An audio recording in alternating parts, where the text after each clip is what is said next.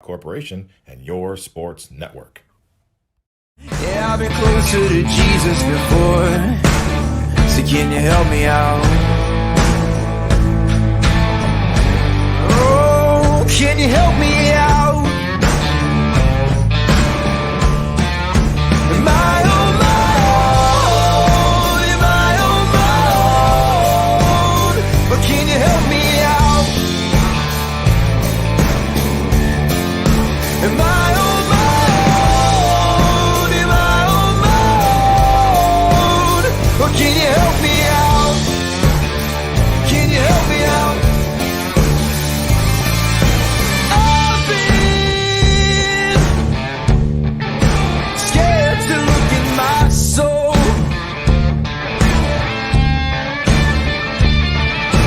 I've been afraid I would follow the road. Yeah, afraid of the things I've been told.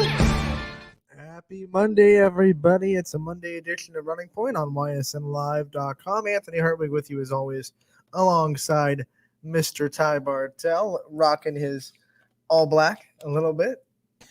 Yeah, usually. I don't know if it's just lines up that blacks are for the Mondays, but I mean, it really is. That's what we wear. We wear Monday blacks for the shirts, and then I guess every other day is a red shirt type of day. But It's Red Monday for me. I guess Monday's just the laundry day for all the red shirts, and I just have some black shirts left over, so I wear those. Red and black, the only color scheme in Ty's closet. Yep, you know it. We had a really busy weekend, Ty. We knew we would. A lot of district championships for soccer and volleyball, and of course, the first round of the playoffs for area football teams. And we have a lot to kind of talk about. Oh yeah, there's a lot of teams from the area moving on. A lot of upsets too that occurred in the area and outside of the area, including outside of the area, 16 seed upsetting a number 1 seed, which is absolutely incredible. 1 seeds went 27-1 in the state of Ohio, but that one means that it's not The impossible. playoffs mean something. Then that 16 seed can do it, and it gives hope for all other programs to say that they have a chance. And that's huge that the first year that they do this 16 team format, that a 16 team does upset it. They do it. It's all the OHSA needed to keep this going. Yeah, that's all. I mean, it's unfortunate that's what's going to happen, is that it's going to line the pockets. I like it because I think about the benefit for the schools and the benefit that programs can use with this, and how they can get to the playoffs and actually start, building a program, and they can have that opportunity to build that legacy. But in our own area, I think the biggest upset we had was Girard, number 12 seeded Girard, coming away victors. Yeah, and just to go right back real quick to the 16 meeting one, in case anyone's curious, that happened in Division 4, Region 14. It was Edison, not our Edison, but a Edison, that beat Bellevue 23-22 to move on. The 9 seed in that region won as well. So that region is going to have a 9 versus 16 seed in round 2. Already sets up for an interesting end of the playoffs for a Division 4 showdown too, especially with the teams coming that could potentially be coming out of that region. But you said it. Let's start with the upset special. And it was Girard on a Saturday afternoon going to Gilmore Academy. Like you said, a lot kind of uniqueness for this game. It was on a Saturday afternoon. Girard had to go on the road. But, man, did their offense make a statement early and often. They were up 28-6 after 1 quarter of play, 42-12 at half. And then they won 49-26 over Gilmore Academy. A lot of those 26 points the Lancers scored were in garbage time in the fourth quarter. It was complete domination by the Indians. Michael Palmer scored 4 times, 2 on the ground, 2 in the passing game. Man, Girard just rolled on offense, and their defense did really well. And like we said, too, Girard's been playing this high-level playoff-type football for the past couple of weeks, and with wins against both Niles and Struthers, respectively, to even make it to this point in the playoffs. We see Girard, all that experience beforehand and all that time that they had to get healthy. We saw it towards the end of the season, them starting to get healthy. Here's the culmination of all of it, and we see Girard with a big, not even just a close victory. It was an upset special from the onslaught. And Girard took it all the way from quarter one to beginning of quarter one to end of quarter four I think this game was soundly in Gerard's hands, and I think that was the biggest thing and the Indians coming away victors, and now it sets them up with a matchup with Perry. And I tell you what, as good as Perry is, and I'll give the Perry Pirates credit where credit's due. They have a great season, and losses against both 10-1 Kenston and 10-0 Kirtland. So I mean, they've beaten their fair share of good teams, but this is a Gerard team that I think has a very good chance. They're going up against a very tough defense though over there in Perry. So this is going to be an interesting showdown. And we said it, Gilmore Academy kind of earned that. You don't want to take the 5 seed away from them, but we looked at their schedule and there were a lot of higher division teams, but the records weren't exactly up to par. And we thought maybe that would come back to bite them, and maybe it would open the door for Gerard, and it absolutely did. Yeah, absolutely. And I mean, that was great to see on the upset special. Did you want to start then with our Friday games on Division 2, 3, and 4? We wanted to start with the upset special that happened at D4, though. That was where we wanted to start. But going into Division 2, we knew there was only one.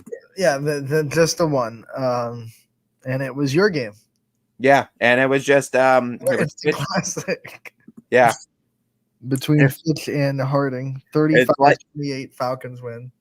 Like we said, though, anytime these two teams step in the same field together, it's always sets up for an instant classic, I feel like, because these two teams are so prestigious, I think, in the last few years. And I think what we're seeing now, though, is Coach Parker made those adjustments from not only last year, but that last game to now. And I think the fact that you didn't see any turnovers. Now, granted, the Falcons did get lucky with that fumble forward that they were able to recover. I remember watching that, and I actually tweeted this. I was like, what in the world just happened? Yeah, a little bit of luck and a whole lot of skill, the sport of football. That was a little bit of the luck side. That fumble set them up so well, and it must have gone at least 15 yards forward before they recovered it.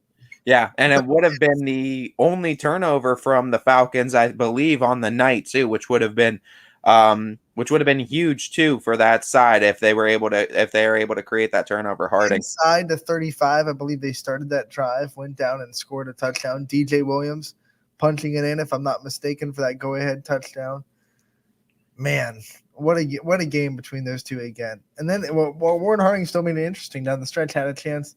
Threw it down in the end zone. They were at like the 28-yard line, so it wasn't a heave. No, not at all. And I mean, like we said, when there's time still left on the clock, you don't put this Harding team away until that clock hits triple zeros, because we've seen them against multiple teams come back until that last second. But like you said, Anthony, and it's kind of been ringing true, making those big plays at the end. And again, Harding with that opportunity, they came so close, and we'll give them credit where credit's due. Harding was great at making every game interesting. You never felt like Harding was quite out of a game until you put them all the way away with triple zeros on the clock. But yeah, finishing the game again came back to bite Harding in this one. They were unable to close it out, and Fitch able to do the very hard thing, and that is beat a team not only twice in a season, but in back-to-back weeks.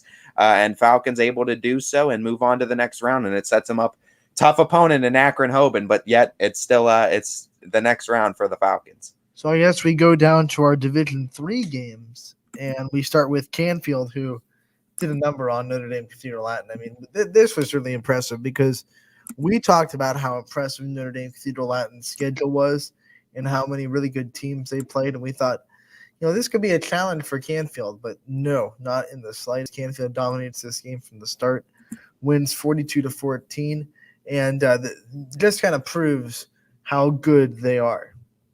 Yeah, and I mean, still keeping teams to that 14 and under. Only Youngstown East scored more than that at 16 points. But Canfield, again, continues to show why they're so good. I mean, the offense is great, don't get me wrong, but it's that defense first that makes that team so dangerous. And we know what it's set up this week. A couple of 10-1 teams in D3, a couple of all YSN teams in D3 going at it. We know one of them's moving on with Canfield and Hubbard now, but that win definitely set up a very interesting matchup now. If you watch the Canfield game, I think the first drive set the tone because Notre Dame Cathedral Latin was moving the ball pretty well. Their first couple plays got into Canfield territory.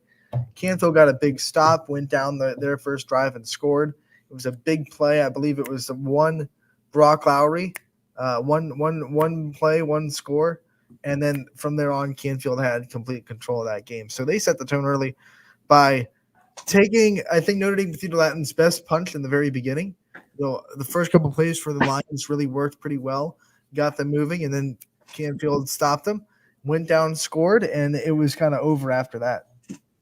Yeah, and as we move from one game to the next one, we already previewed the Canfield and Hubbard matchup coming up this week, but Hubbard wins against New Philadelphia 39-20 across in Division 3, and that sets up now a matchup between, I believe it is the 4 and the 5 seed, 4-seeded Canfield versus 5-seeded Hubbard. And now this matchup too, what we saw, 39-20, Hubbard really, again, just showing that they can impose their will against teams too, and that they recovered from that loss against South Range, and I think they did so in a pretty convincing fashion.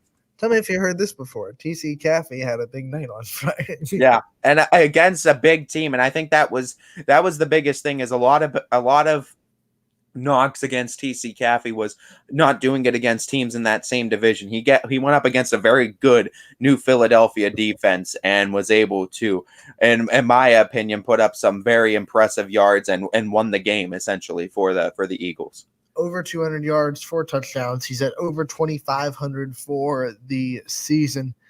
He gets in the OHSA record books for touchdowns in a season and yards in a season by his efforts there tonight, as far as over the whole record books of the OHSA and the history of Ohio football. So he's in the record books officially, and he's had a great season, and he kind of puts another stamp on a playoff win for Hubbard. Like you said, Battle of the Birds next week. Canfield Hubbard, great defense versus an offense that, other than South Range, has been really tough to stop for people. Yeah, and unfortunately, too, that's going to spell the end for one of our only 2 Division 3 teams that are in it. So we know there's only going to be one Division 3 team left after this week, but I guess it's nice to guarantee at least one of our YSN teams will be representing the next round. There can only be one. As it's going to be huge, and I mean, we'll see. Canfield Hubbard, I don't think you could get much bigger than that. We go down to Division 4, and not too many surprises here. West Branch just demolishes CVCA 45-8.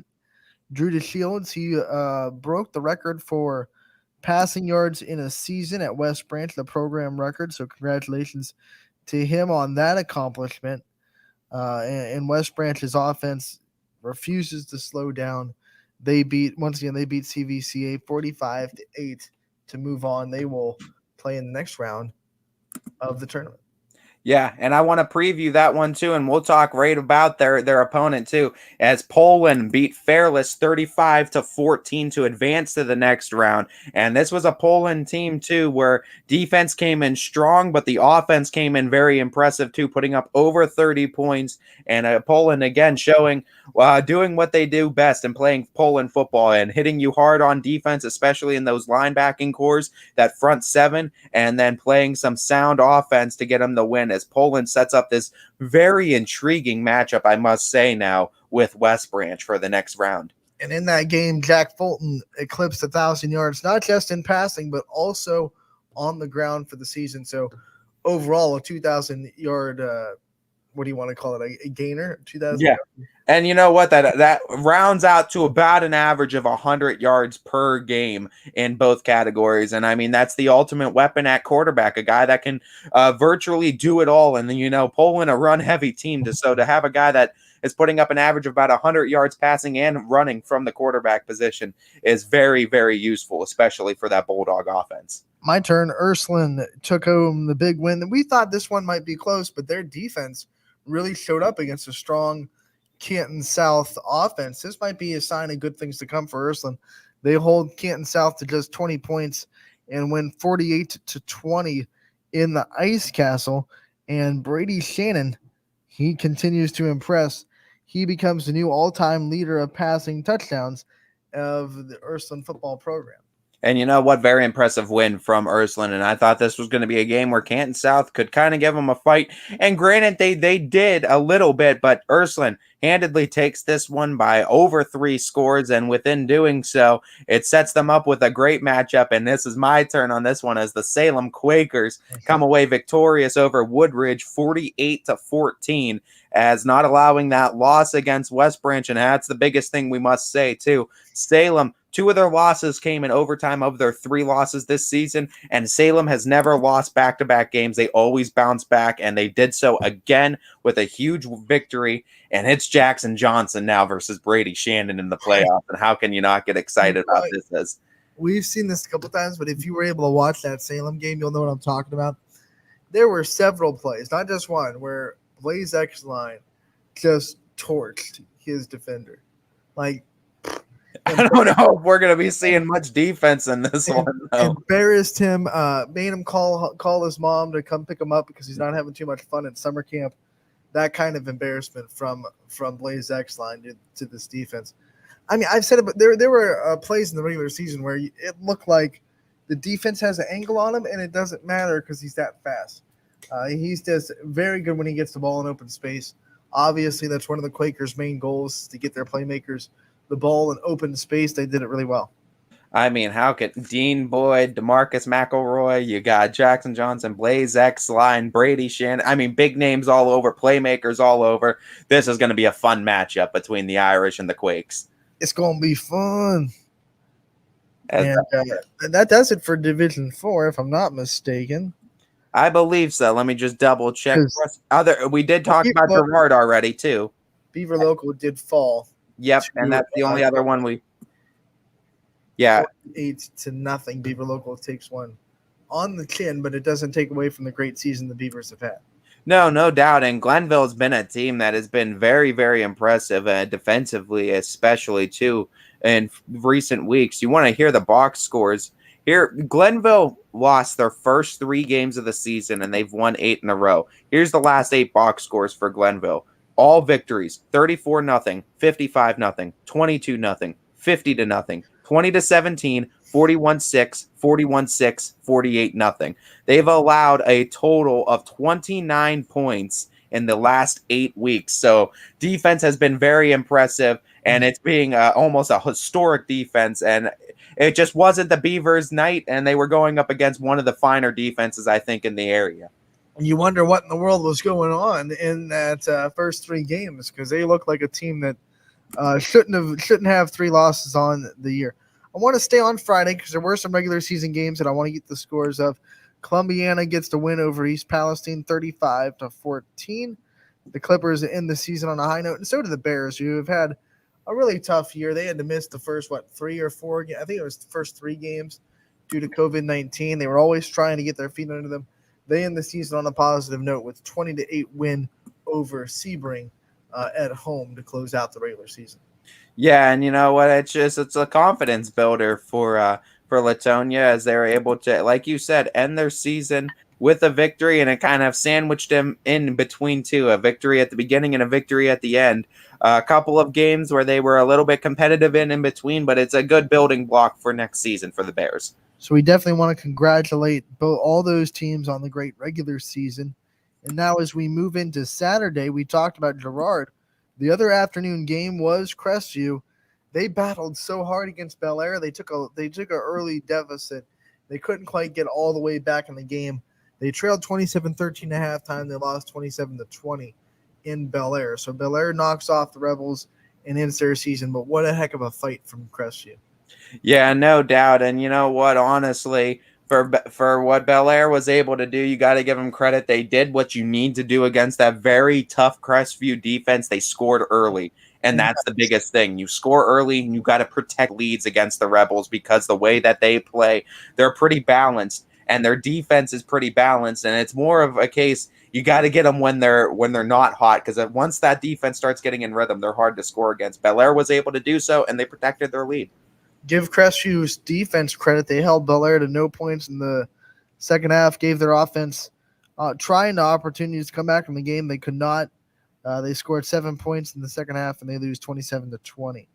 We move on to Saturday night, and do you want to start with Division 5 since we're just Yeah, I'll set up actually too in Division 5 as we talked about Bel Air coming away victorious, and it sets up a matchup with the Garfield G-Men as Garfield beat Sandy Valley 28-13.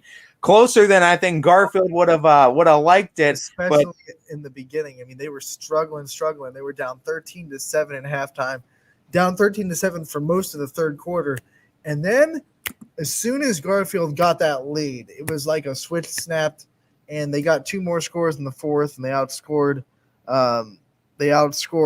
Sandy Valley 21-0 in the second half to get away with that win. But this is a team too defensively multiple times 14 or less points on the season, so not very shocked that they did this. Impressively, actually, the team that scored the most points, the only team that scored more than 17 points against this Garfield team was Liberty, who scored 36 on them, and that's credit to what the Leopards are doing, and we're excited to see what they're doing in future seasons. But that's the biggest thing. Garfield's defense came through in this game. Yeah, to your point, their defense won this game because their offense was struggling for a while, and if that defense breaks, that lead might be unsurmountable, especially with the offense that Garfield kind of runs. So if they were down 27-7 instead of 13-7, then you're in real deep trouble. But the defense held strong, kept that lead manageable, and then the offense finally woke up late in the third quarter. Very similar to Crestview, too, is what Bel Air is going to be facing with Garfield's defense. And Bel Air, in this game, they're going to have to score early against Garfield because it's going to be the same result. Garfield only gets stronger defensively as the game goes along.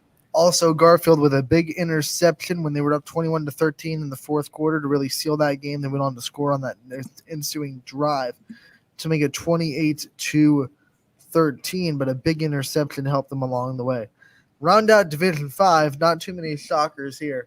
South Range rolls over Rootstown 45-0, and they proved once again that they could score in a multitude of ways. They did it on the ground. They did it with special teams setting up first and goals, and they also did it through the air. Billy Skirpak hitting a couple of big bombs for touchdowns. Yeah, no doubt. And I mean, it's what we expected from South Range in that first round. Rootstown has to visit another one of the YSN schools, but this time it's not a friendly meeting as YSN loaded up one of the best in the cannons, and South Range takes care of Rootstown, moves on to the next round as now the Raiders continuing to set up what we think is going to be a collision course in Division 5. We're not going to announce that team that South Range has been looking at, I think, since last year, but I feel like there's a collision course we might be on the path for.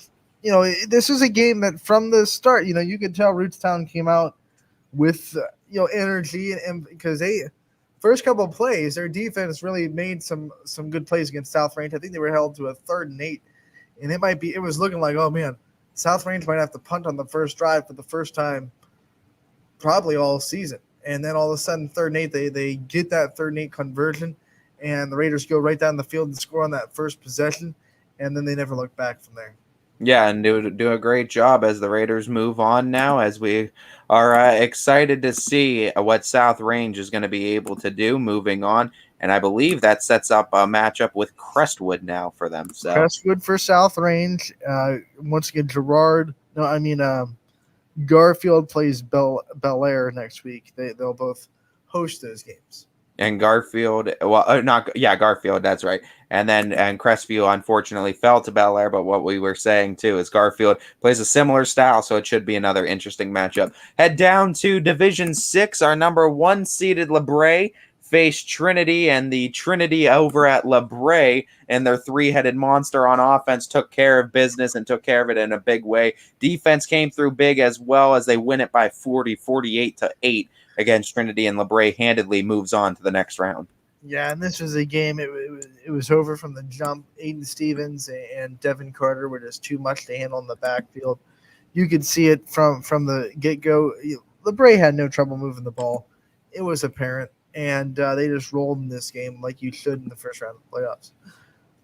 Yeah, absolutely. And before we go to Springfield, who I know is the number 3 seed, I want to jump down. Do you want to set this matchup that's coming up? Yeah, let's set this matchup because there was another big 8-9 matchup here in Division 6 that occurred.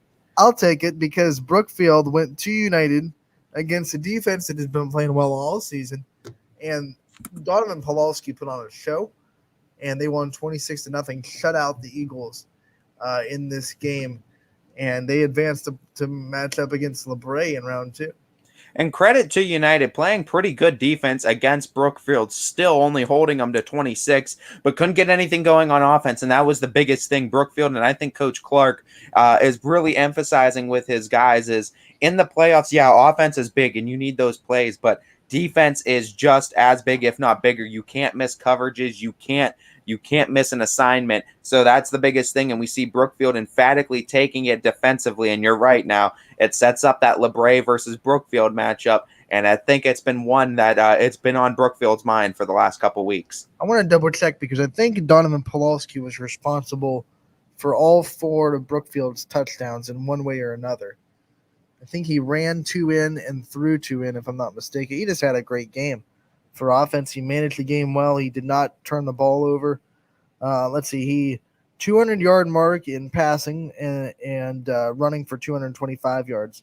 So 2 touchdowns and then 100 yards on the ground and 2 scores. So, yeah, he had a hand in every touchdown that the Brookfield Warriors scored, and he sealed it with a throw to his brother, Dave Pawlowski, with a 31-yard touchdown pass that made it 26-0. And then their defense really held suit. The one chance United had came at the end of the half. It was a really interesting play. Chucked it deep to the goal line. It was tipped out, and United caught it at like the 4 or 3 yard line, and they just couldn't get it into the end zone. Time expired. Would have been a big score before the half, but it wasn't meant to be.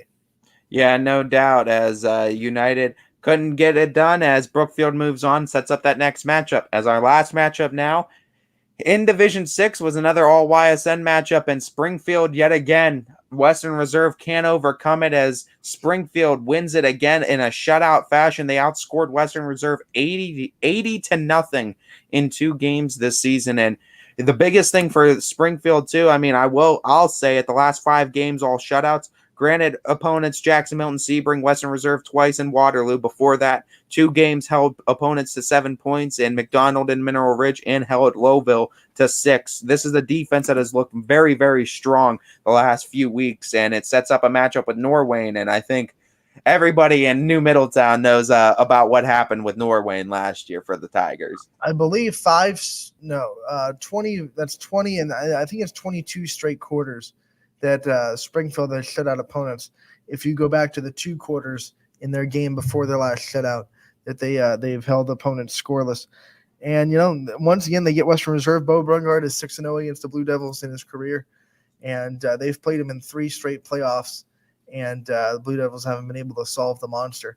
Now, what we will solve is we take a break from our playoff recap to get into more basketball previews, because we have Todd Johnson, the head coach of the Columbiana Clippers boys basketball team, joining us on ysnlive.com. Coach, thank you so much for joining us. Thanks for having me.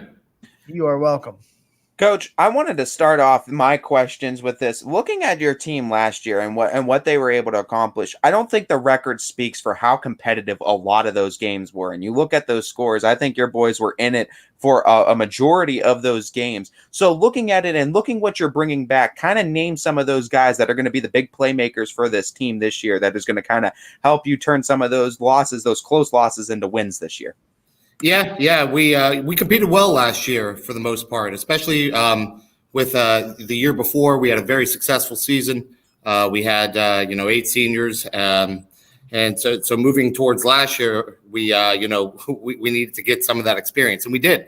A lot of our younger boys got great experience. Beginning of the year, we struggled a bit, but we picked it up towards the end, and we competed well. Coming back this year for us, Nick Million is someone who's going to, jump off the page to start. He was our leading scorer last year, leading rebounder. Also joining him are seniors Ashton Cackerose, Carter Murphy, and Tony Cassanier. And then some of our sophomores as well, who also got some valuable experience. Anthony Hall, who ended up starting a lot of games for us as a freshman, along with Devin Doherty and Alex Eusebio. Coach, as you go through all those names, I hear a lot of young players that got valuable experience last year. Talk about how important it is last season. Of course, you go through some growing pains with some freshmen to get playing time, but that is going to pay dividends this year when you have young players that have the game experience and aren't going to be surprised by anything they see on the varsity level this year. Well, yeah, that's kind of what you're looking at once when you're playing younger guys is getting those valuable reps. And those kids got a ton of valuable reps, and I'm sure there'll still be some surprises out on the varsity floor for them. But I think we're going to be able to hit the ground running a little bit quicker than we did last year. But then also in the same sense, we also have a couple of other boys that maybe didn't get the experience last year, but they might be called upon this year to get some varsity experience.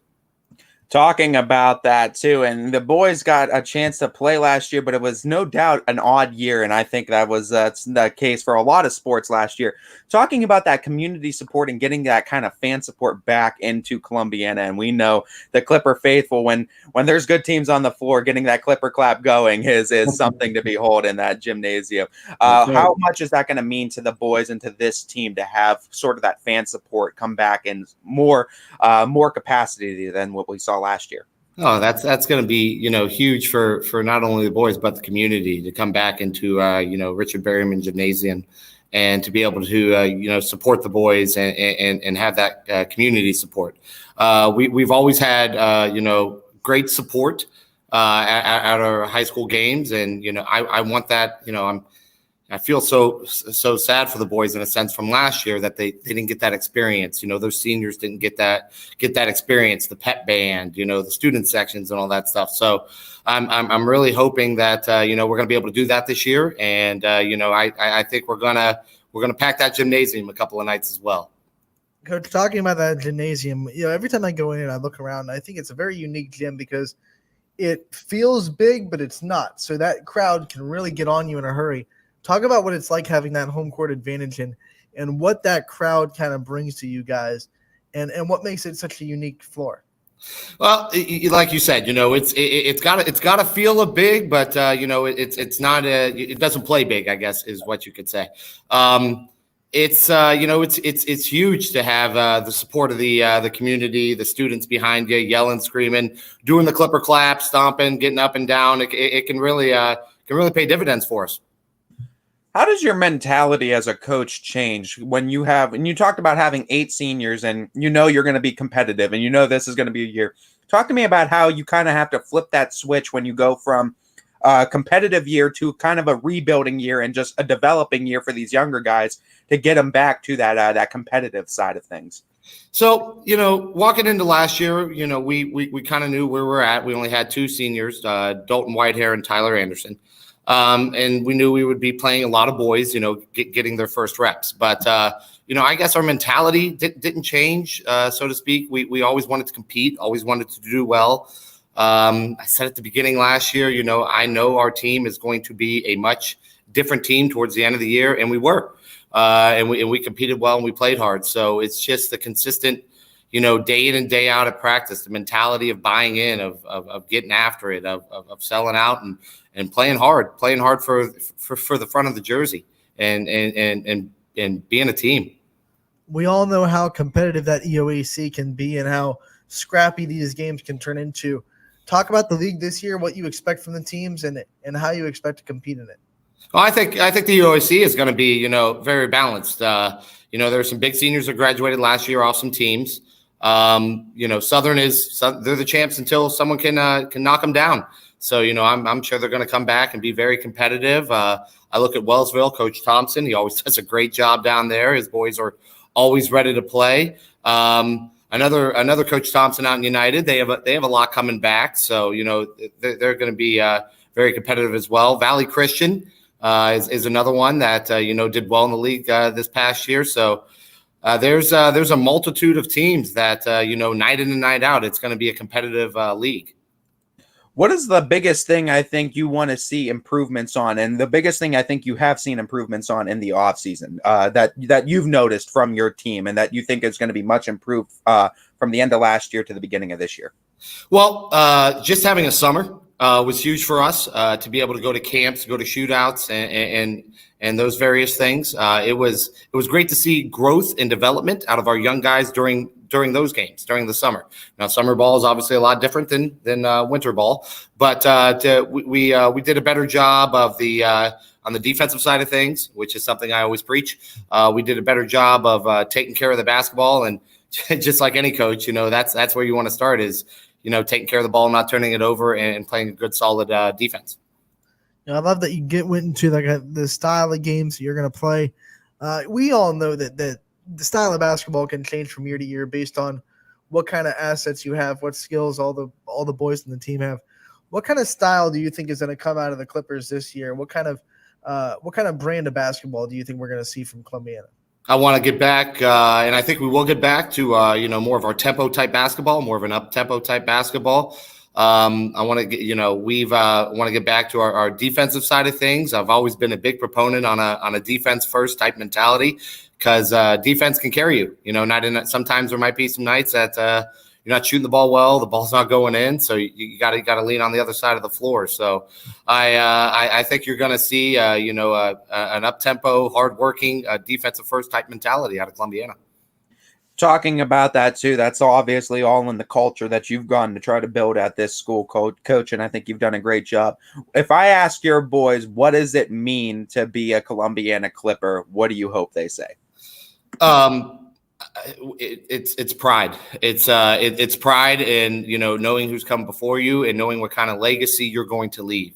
It's pride, walking through and on that gym floor and giving it your all. So I hope the boys have a sense and feel that pride, just as I do as an alum, every day when we take that floor at practice and on the games. What kind of thing? What kind of image do you kind of want your boys to learn, or lessons do you guys want to learn outside of the basketball court when they go through your program and they graduate out of your program? What kind of things do you want them to take away from being coached by you? Well, I hope one of the bigger things they take away is preparation. It's something that I kind of hammer the point home on is preparing for anything in life. So I hope they take away preparation. I hope they take away just being prepared and on time for your daily your daily tasks. So I guess the biggest thing is preparation for the next, their next steps. Coach, my final question for you is more or less a meet the staff kind of question. We got a chance to meet your team and introduce the culture a little bit to people who don't understand or don't know the Columbiana culture. But talking about the staff, shout out those assistants and some of those big proponents that are going to be helping you out along the way this season. Our junior varsity coach, Jeff Hammond, he's a big part of, of what we do. He was actually my varsity coach when I was playing. Matt Liggett is, has been with me since day one at Columbiana, so he does a lot for us. Diego Valator, as well, is also on the high school staff. And then, I'd be remiss if I didn't, talk about our junior high staff, which, plays big dividends in building the program. And that's Nate Nesslerette and actually two former players, Quentin Cross and Ryan Foz, are going to be helping out at the 7th grade level this year. I got to ask, and just to follow up to those assistants that you said, a lot of Columbiana lifers in there, Coach Hammond, he's been there for a long time. He was your coach. He coached the girls program for a while in between there. What does it mean to have so many coaches that kind of understand what the program is, what makes Columbiana special, and have a little bit more care with Columbiana because they've been in it for so long? Well, I think that goes back to that whole pride sense that I was talking about a little bit, especially, with like you said, Columbiana lifers. I love that at each level of our program, even all the way down to, our youth program. We have, people that have been in the community that, that bleed Clipper and mentality, Clipper pride. And, it's just a little bit more of ownership and sense when it comes to that. So I absolutely love that, we have all that experience in that Clipper experience throughout our program. Final question for you before we let you go. We already talked about how good it's going to be to get that community back in the gym. So I want to give you a chance to have a selling pitch to Columbiana fans on why they should come watch your boys play every Tuesday and Friday in Columbiana. I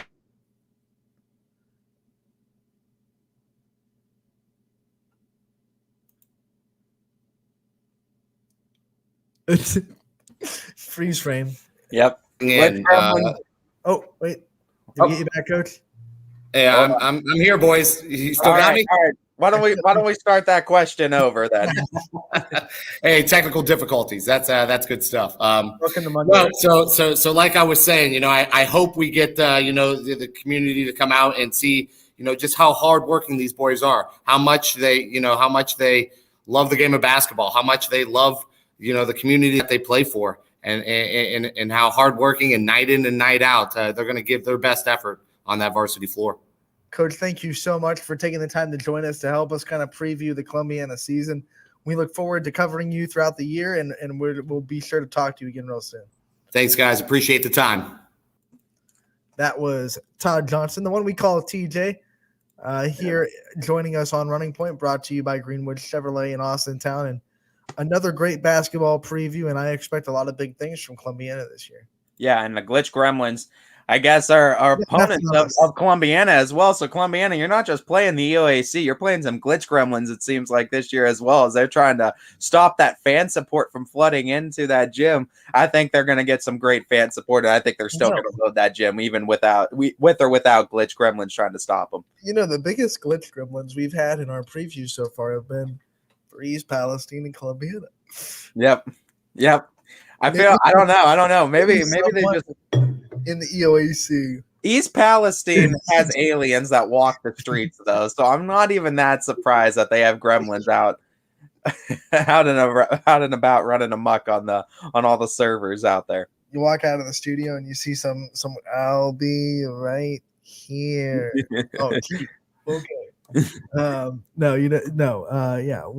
get through the grid stimulus and we're that bad. Welcome to Monday. It never goes exactly how you planned it, but hey, that's what we're getting through, Yep. As we probably have a few minutes until we have to talk to our next coach, Coach Fender, I think, coming up. Fender stepping into some big shoes in the Poland basketball community. We'll talk to him. We're going to take a quick break, and then we'll come back with the Poland boys basketball coach, Eric Fender, next on Running Point, brought to you by Greenwood Chevrolet in Austintown. New things happen all day. Some are good, some not so good. In today's complicated world, while you're busy working, playing, and living life, we're busy helping you make sense of the day's news.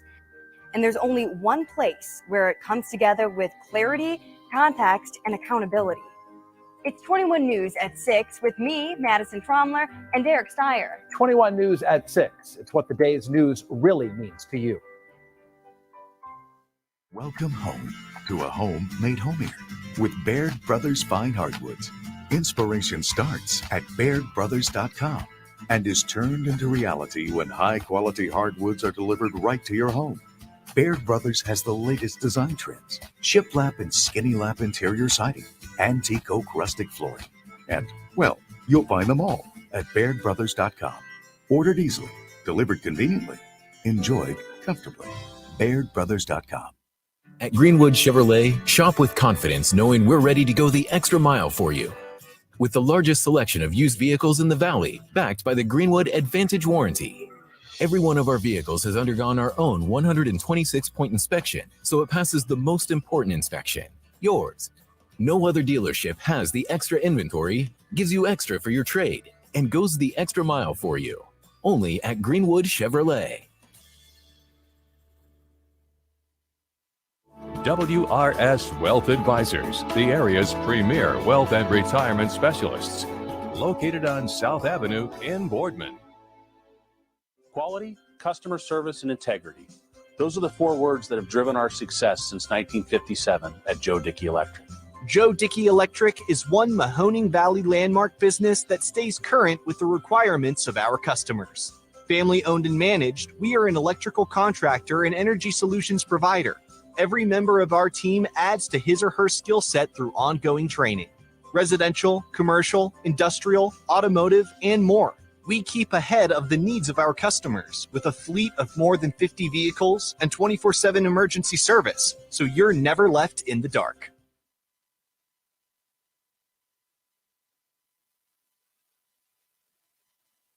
Welcome back to Running Point on ysnlive.com, brought to you by Greenwood Chevrolet in Austintown. They go the extra mile for you. So do we here at Running Point. Me and Mr. Ty Bartel. Oops, I just put him out. We'll bring him in. And also, I love that ad from Joe Dickey Electric. You never left in the dark, and you aren't here either. We're going to be talking to the Poland boys basketball head coach, Eric Fender. Coach, thank you so much for taking the time to join us. Coach, my first question I wanted to talk to you about, we kind of always like to start off with a sort of meet the team. So from what you know on the boys that are going to be participating, talk to me about some of those boys that you expect to be big names for the team this year, as well as some of those dark horse younger players that you expect to get maybe some playing time during the course of the season. Well, yeah, first off, thank you so much for having me. I appreciate it. I'm excited to get started. I'm excited to have the opportunity to go back to my alma mater and become the head boys basketball coach at Poland Seminary High School. As for the players, we have 4 seniors right now coming back. Those are Ross Dito, Christian Colosimo, Michael Gordon, and Jack Fulton. Those guys are going to be relied heavily on this year because they all bring back varsity experience. Some younger guys coming up that are going to be juniors. You have Carson Maurer, you have Jake Alsop, you have Noah Huda, you have JP Genova. You've got a variety of other guys that are in the mix right now. Luke Generalovic, Connor Hudrin. Again, we're sort of just still trying to feel out, where we're going to be. And unfortunately for us right now, we're sort of behind the 8 ball with football still going on. So we haven't seen a lot of those guys yet. Yeah, football, soccer just wrapped up on Saturday, so I'm assuming you'll have them in a little bit. But we're going to try and give them some time off. They had a long season. Preseason's always long. They start in July and go through, until this past Saturday. So they'll have until Wednesday off, and we'll just start slow with them, introduce some skill stuff, and just try and get a basketball back in their hand. And then hopefully next week we really start working more with them, and we'll see where football is at that point in time too. Coach, you tweeted out, it is so cool to see you get to be back where it all started. What does it mean to you to kind of be back into this Poland program and try to continue the tradition that we know Coach Grisdale left for you? Yeah, I mean, it's a huge opportunity. When I got the call from Coach Grisdale saying, hey, I'd like you to come back, be on my staff, and have the opportunity to possibly take over after I'm done, it meant a lot. He knows how much time and effort he put into the program himself, and I think he knew how important it was for somebody like myself, an alumnus, to continue the tradition that he's built. We're not going to do a whole lot different. There are some tweaks that I have. But the program is solid right now, and that's where we want to continue to be. We want to continue to be successful in that manner. Talking about that and you being an alumnus, it obviously means that much more. So when we, at the end of the season or any point during the season, if we were to ask your boys what it means to be a Poland Bulldog, what do you hope they say? Well, the first thing is, and this was instilled in me a long time ago, both with Coach Grisdale and my family, you want to have fun playing basketball. I don't care what you do in athletics. If you're not having fun, I always ask the kids, why are you doing it then? So I want them to just come in and enjoy being around each other, enjoy being coached, try and learn the game a little bit, but just to have fun with it and go out and compete for whether it's a league championship, a district championship, and create memories that's going to last them a lifetime. And that's one of the things for me that I remember is just the memories that I have of big time games or certain people you played, just different things like that I want them to be able to, when they're done, they can walk away and say, man, I really enjoyed this year. Coach, you have the advantage over most first-year head coaches of being on the staff before you took the head coaching job. How much of an advantage is it for you and your staff to kind of know exactly what you have, and you don't have to dive into film and try to figure out, what guys can do what?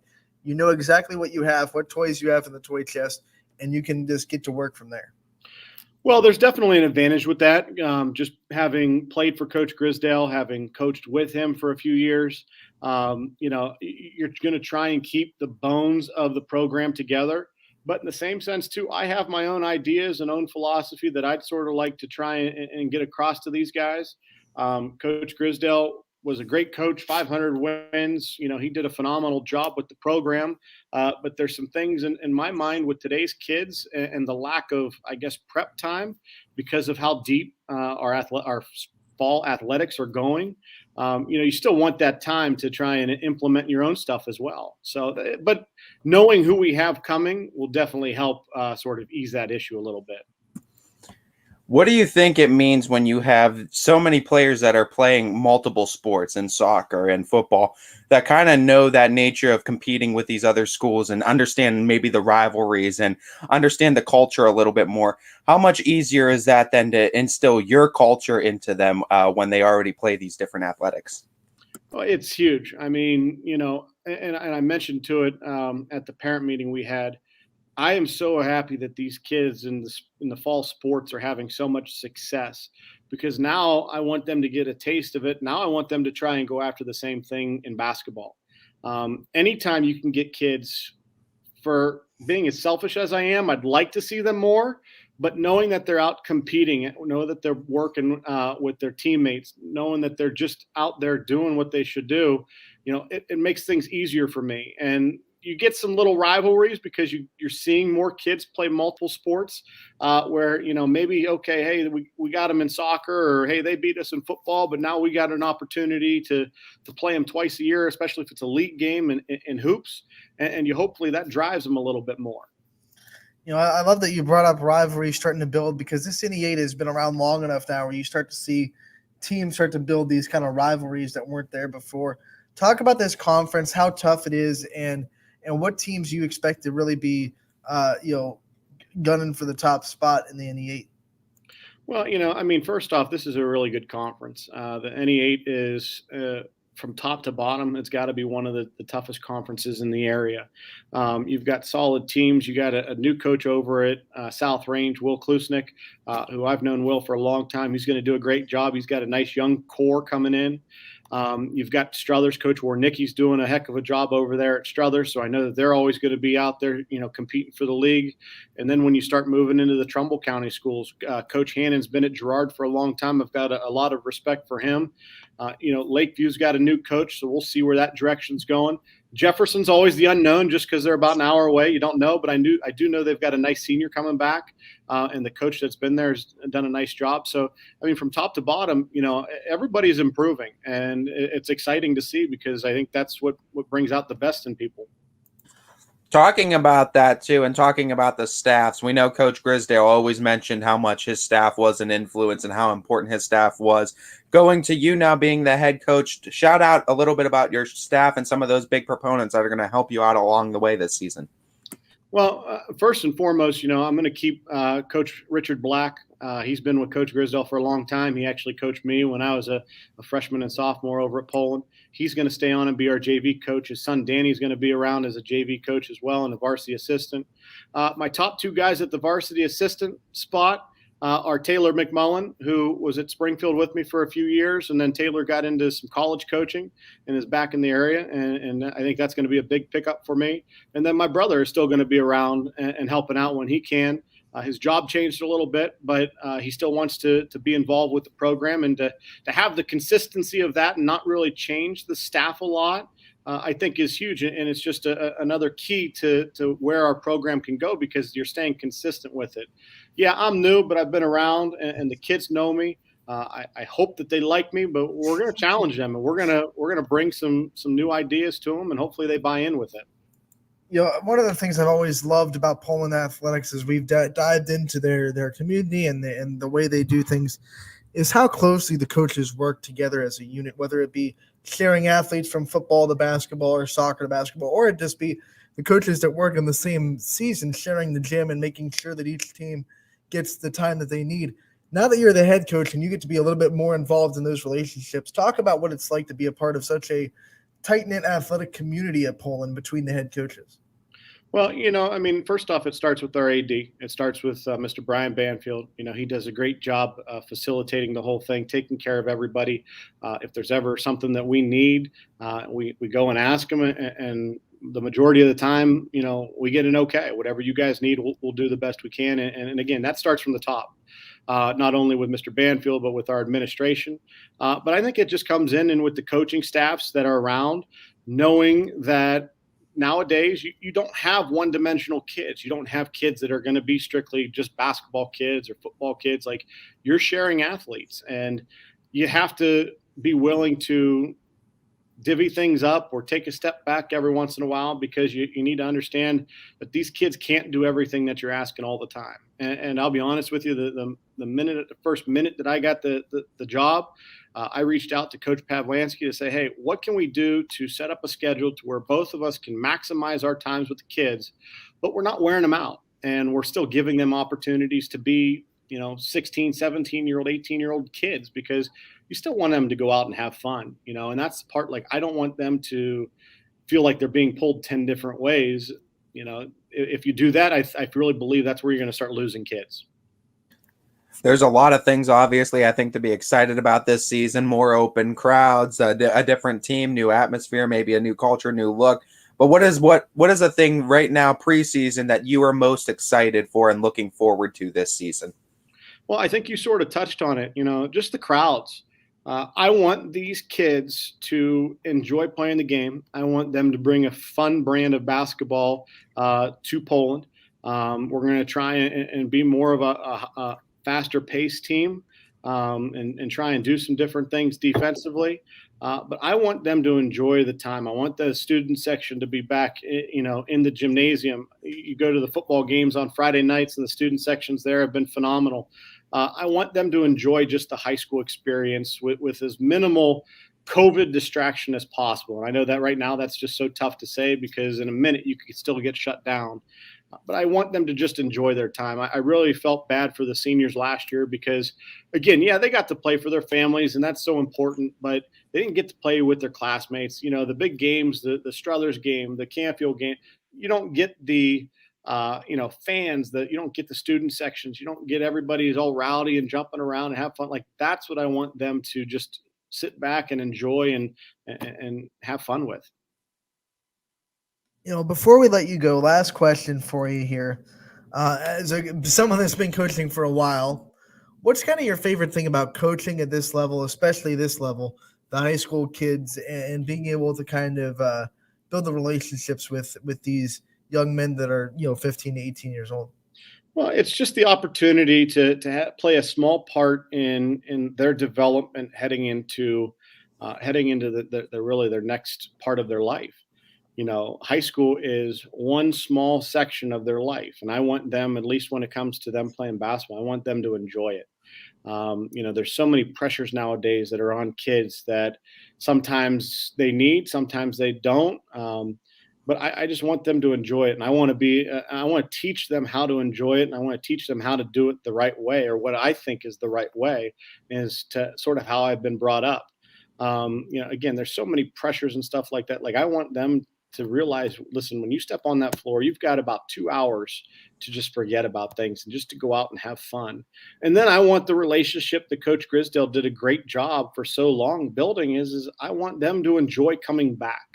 And whether it's coming back to a game, whether it's coming back to be a scout team player just because they want some exercise, or being a donor or anything like that, like, I want them to feel like they're a part of this, because this is, in my mind, this is meant to be a family type situation where when I have my 2 little kids around, I want them to run around and feel like they're a part of it. And I want those boys to come back and feel the same thing. Like, man, I'm still a part of this. I'm still, feeling it. How much do you think you look back on your playing time and your teenage years to try to relate to what these kids are going through? Well, I mean, the good part is I'm getting older. I still feel somewhat young. I'm only 36 years old, so I haven't been out of high school and stuff too long. I'm a middle school phys ed and health teacher, so I still get to interact with those kids and sort of see the development of them. But I still try and go back to my high school days. And again, it's totally different, but right. I want them to just enjoy it as much as possible, because I'll tell you what, and I'm sure you guys could vouch for it, those 4 years go fast. They go fast when you're going through them, and they go fast when you're covering these kids going through them, because now we're in I mean, I'll be honest. Like I said, I've got 2 kids. I've got a 6-year-old and I've got a 3-year-old. And I literally feel like, and I told my wife this the other day with Halloween being yesterday, we're getting ready to go trick or treat. And I said, where'd my son, like, when did he get to be 6? I still remember bringing home from the hospital and still, your cradle and all, like the time goes so fast, and I just want them to enjoy it. Well, we're going to enjoy covering you guys this year. We know we have big expectations of Poland basketball. We look forward to talking to you again soon and a lot of your players as well. Well, thank you guys so much for having me on. Have a great afternoon. That was Eric Fender, the new head coach over at Poland for the boys program. Stepping into some big shoes, but you feel kind of comfortable about it because he's been with Coach Grisdale and he knows what kind of made that situation so good. And like he said, he has his own things. He's going to change some stuff up, but the bones of what made Poland such a great program are still going to be there. Yeah, that culture is still well instilled within all those boys and within that gym and within the team. So I don't think Poland's going to have too big of a misstep in between coaches. I think Coach Fender's going to be able to fill those shoes just fine. Man, do they have some good players coming back. Christian Colosimo is just a monster to deal with in the paint. Jack Fulton just leads that team so well. Dato is really good. There's a lot of really good pieces coming back for that team, and we should expect big things. They could really be competitors in that NE8 that we've talked about off the air. We've talked about on the air. Could be wide open in basketball, especially. It literally can. All those matchups in the NE8, every single one is going to be that much more important. And I mean, you crunch that into a 20-plus game season. It's almost every single night. It's important to win a game because it's a win inside the NE8. It's incredible. Like I was talking off the air. We were talking off the air. It seems like all these really great seniors in the NE8, both girls and boys, were all in the same class, and they all graduated at once. So now we're in this big what-if kind of window where a lot of teams are wild cards. We don't know what they're bringing. We don't know what these young kids are going to come to the table with. The most exciting part is I think some of the biggest names inside the NE8 we don't even know yet, and we haven't even been saying. And we're going to be saying them a bunch in probably about 6 weeks' time.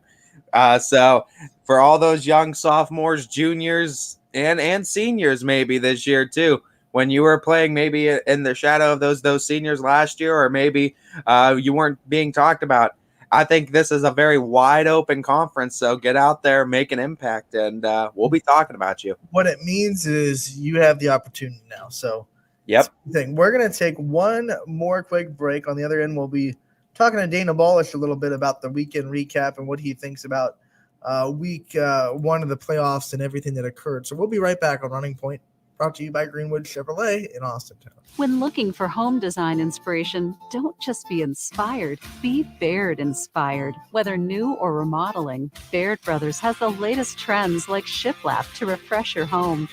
Go from inspiration to installation with our wide selection of in-stock American hardwoods. From the rustic charm of antique oak to the warmth of traditional cherry, Baird Brothers has what you need to make your home inspiring. Baird Brothers, our family's heritage, your family's home. For a great vehicle and a great experience, come to Boardman Mitsubishi today.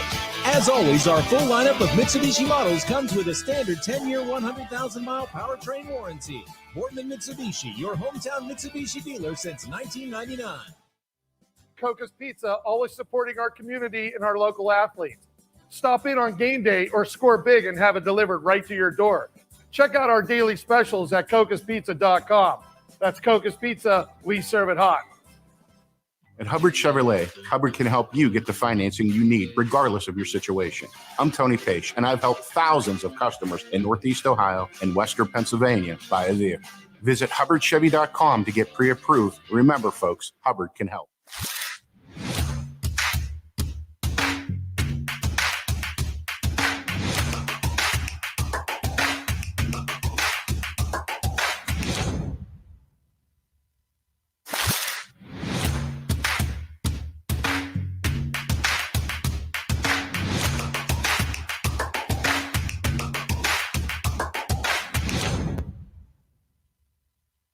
You're not waiting to see what the world has in store for you. It's more about what you have in store for the world. All you need is the opportunity. All you need are the resources of a large university and the advantages of a personalized academic setting where you can experience new worlds in the arts and sciences, business, and education and make them your own. We are where you shape your future. We are Youngstown State University and proud. Every Every customer has a story, and at Greenwood Chevrolet, we are committed to making sure it ends with you in the right vehicle. I get to be part of somebody's adventure, whether it's buying a car for the first time, helping them get approved, or finding the perfect car for their budget. I'm proud that people trust me with their finances. They trust me to take care of them, and they trust me with their story. I'm Tracy, and I'm ready to go the extra mile for you, only at Greenwood Chevrolet. Working with your family can be stressful at times, but because they're family, you know that you're going to get a loving, honest answer, even when things don't make sense to any problem. Dealing with Medicare can be confusing and overwhelming. That's why here at Myers Family Insurance, we do our best to give you honest and caring answers to all of your questions. Family, like Medicare, isn't always perfect, but when you put others first, the results can be amazing. For all your Medicare needs, call Myers Family Insurance.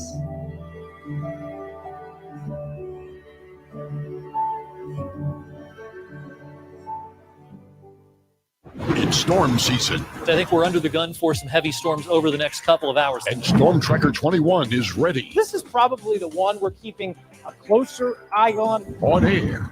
And locally, we're going to have a lot of eyes on our area. Online. All right, let's talk high-risk futurecast and the timing of this weather. On social media and on our app. Notice we'll have scattered showers on Thursday. Stay ready with Storm Tracker 21. The severe weather threat now through around sunset this evening. Hi, this is Tommy Clem, owner of WRS Insurance Solutions. WRS Insurance Solutions is a local independent agency that specializes in life, Medicare, long-term care, and disability products. Call us at 330-953-3722 or visit us at wrsinsurancesolutions.com to learn more. Good luck to all the student athletes in the Valley.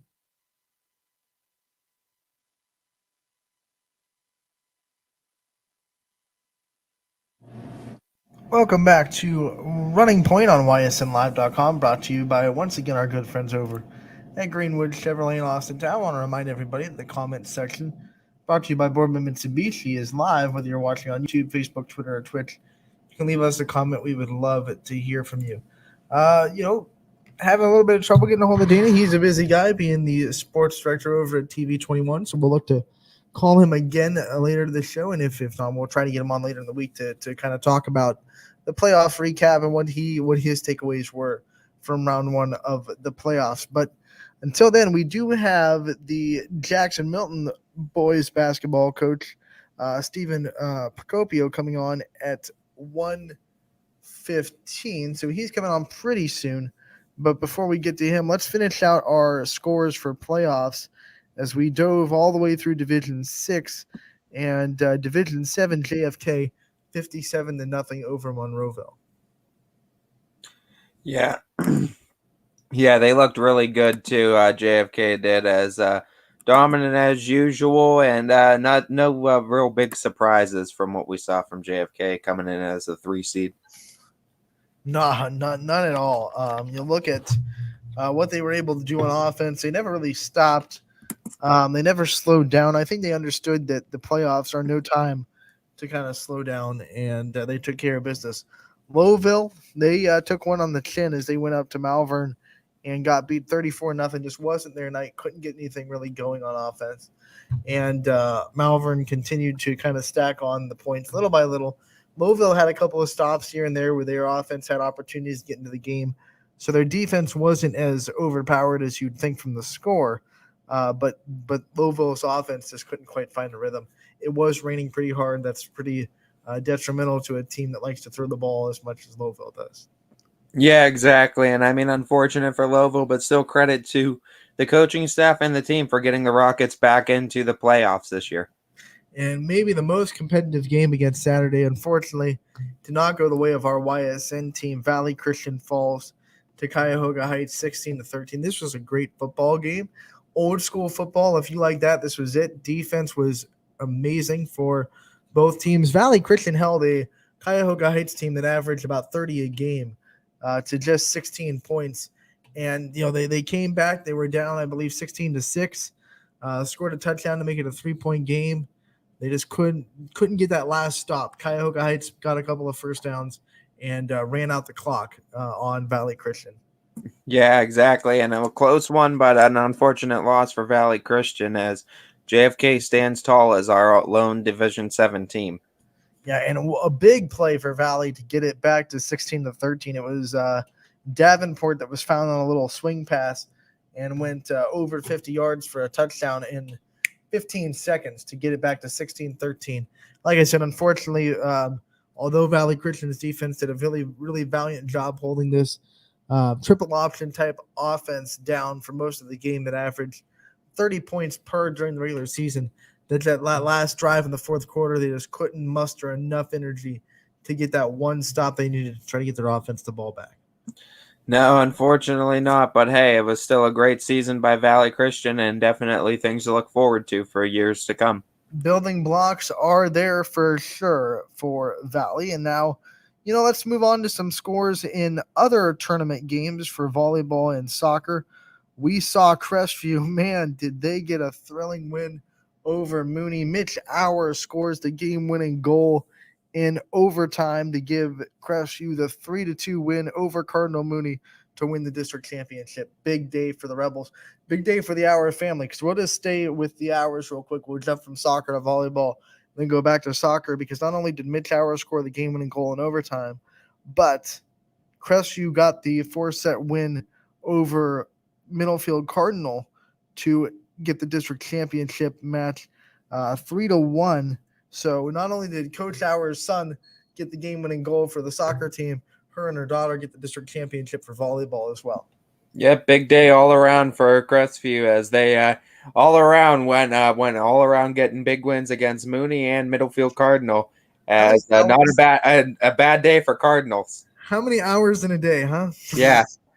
Bad day for Cardinals, but actually Cardinal are the Huskies. But it's still Cardinal is the Huskies, but it's still Cardinal and then Cardinal. We know. Back to soccer. Howland stays alive. They, we talked about it with Tim Walsh and Steel Valley Soccer last week. Howland's a team not going to be too flashy on offense, going to do just enough, but their defense is going to make it super hard for teams to score. They shut out Louisville and win 2-0 to win that district championship game. Hats off to Louisville boys soccer, first of all, for getting that far as a 14 seed, getting a lot of upsets, opening people's eyes, and really competing in this district championship game. But Howland does advance. The reigning state champs are still alive. They win 2-0. And then Ursuline, they get the 3-2 win over South Range in double overtime. They end South Range's run. First district championship for Ursuline boys soccer since the year 2000. Yeah, and we know that rivalry starting to brew between Ursuline and South Range, and Ursuline kind of answers the bell and takes one back and gets a counter punch to South Range with a big win, double overtime win that'll send them to the next round. And congratulations to the Ursuline program. Big win for the program. I mean, Ursuline once again hadn't won one since 2000. South Range was appearing in their third in a row. So the polar opposites of one program that is really on the run right now, one program trying to get back to their greatness that they had 20 years ago. Ursuline gets the job done. Once again, a goal in double overtime gives the Irish a 3-2 win over South Range. Yeah, big win for the Irish as they move on. Don't want to leave out the Canfield boys. They shut out Poland 1-0 to win their district championship game. The rivalry comes down to the district championship game, and Canfield takes care of it 1-0 to advance to the district, the regional semifinal. Yeah, very close one too, and hats off to the Poland program as they were able to keep this one close. As when those 1-0 losses in soccer, you know that it was a great game on the field and a lot of great defense by both teams. So that's 4 soccer teams advancing to the regional semifinal. Crestview will play Ursuline in the regional semifinal. That game will be Wednesday. All of the regional games will be Wednesday. And Canfield moves on as well. So does Howland. That's those are both Division 2, and Crestview and Ursuline are down there in Division 3. So check the brackets at ohsa.com to get all the information on where and when those games will be. We take a look at some volleyball scores in district. We already talked about Crestview getting the 4-set win over Cardinal. Western Reserve, this was a season for redemption for the Blue Devils.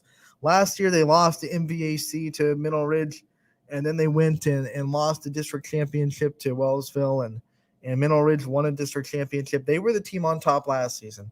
And this year, Western Reserve swept them twice in regular season, but they had to tackle them one more time, as it was Middle Ridge and Western Reserve in the district championship game. But the Blue Devils tackled them once again, swept them for the third straight time, and they win this one in 3 sets to advance 25-23, 25-18, 26-24. A very competitive sweep, but a sweep nonetheless, as Western Reserve moves on to play Wellsville, who got the 3-set win over Jackson Milton. So Wellsville, Western Reserve, we're guaranteed one team in the regional final. That will be at Strongsville on Thursday. Yeah, and a credit to that Jackson Milton program, surprising a lot of teams on their run.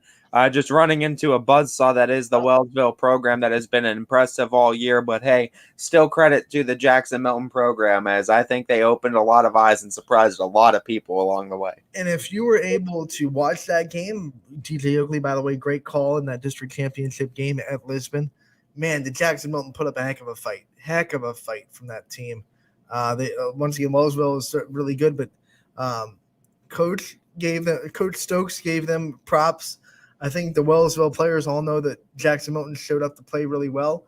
And, like you said, great fight from the Blue Jays all season to get to that point. As a 9 seed getting to the district championship shows great tenacity, great fight. You look at players like Mia Greco and Kylie Wilson, who's a senior, finished her last volleyball game. I think we'll hear from Jackson Milton a lot during basketball season. I think they'll have their time to shine. Oh, no doubt. As some of those seniors will be very well featured, I think, come basketball season. When Kylie Wilson and Chelsea Williams get on the basketball court, I think they'll have their time to shine for sure for the Blue Jays. Yeah, no doubt. I think come basketball season, Jackson Milton will be as talked about as ever. Crestview, they get to play Independence in Barberton on Thursday. You look at Independence and you got to go through them eventually, so it's not like you're going to complain about when you go through them, but they are one of the state's best, and they are the reigning state champion. Yeah, and it's not going to be an easy task at all, but you know what? Someone's going to do it eventually, and streaks and runs are meant to come to an end eventually, so could this be the year? Let's see. Yeah, last season, they lost in the state championship game. I apologize, in 5 sets. Last year. So the reigning state runner-up, they lost to Huron 3-2 in the state championship game last year after beating Tusky Valley to get there. And then this year, they are undefeated, just like Crestview. They are sitting at a record of 25-0, but they have lost more sets than Crestview. They've had a couple of 5-set thrillers that they've been able to win. They had a 5-set game with Woodridge, the most recent 5-set game. That was the last game of the regular season for the Blue Devils of Independence. They also played the Guts. They played the team that they lost to in the state championship game last year. And this time they won in 5 sets. That's pretty impressive, too, from a team.